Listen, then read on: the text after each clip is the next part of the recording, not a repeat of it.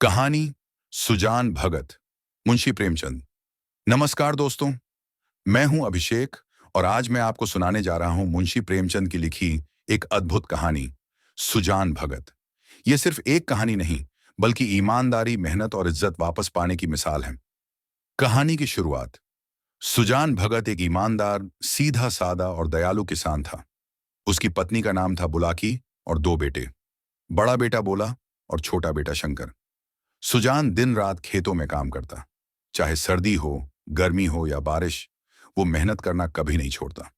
जब पैसे आते तो वह साधु संतों का सत्कार करता, भजन कीर्तन में हिस्सा लेता और गांव वालों की मदद करता। घमंड तो उसके पास फटकता भी नहीं था।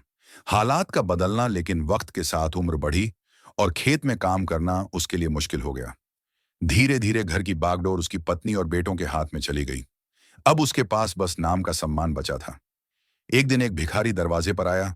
सुजान उसे भिक्षा देना चाहता था, लेकिन उसकी पत्नी और बेटों ने साफ मना कर दिया। सोचिए, जिस धन और अनाज को उसने अपनी मेहनत से कमाया था, उसमें से एक दाना देने का भी हक नहीं था उसके पास। फैसला पेड़ के नीचे बैठकर सुजान ने सोचा, मैं अपाहिज नहीं हूं, मैं अब भी काम कर सकता हूं, फिर मेरे साथ ये अपमान क्यों? उसने निश्चय किया कि वो फिर से मेहनत करेगा और अपना हक वापस लेगा। मेहनत का फल 8 महीने लगातार, सर्दी, गर्मी, बारिश, कुछ भी उसे रोक न सका। अपनी मेहनत से उसने इतनी फसल उगाई कि घर का अधिकार फिर से उसके हाथ में आ गया। चैत्र का महीना था। खेत में ढेरों अनाज रखा था। तभी वही भिखारी फिर आ गया, जिसे पहले खाली हाथ लौटना पड़ा था। इस बार सुजान ने मुस्कुराकर कहा, जो चाहे ले जा, आज तुझे कोई नहीं रोकेगा। भिखारी खुशी से जितना उठा सकता था, उठा ले गया।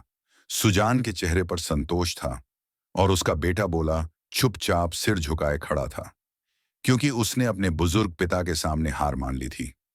Thank you, all the best, share and like to our video and subscribe to our YouTube channel Elijo x.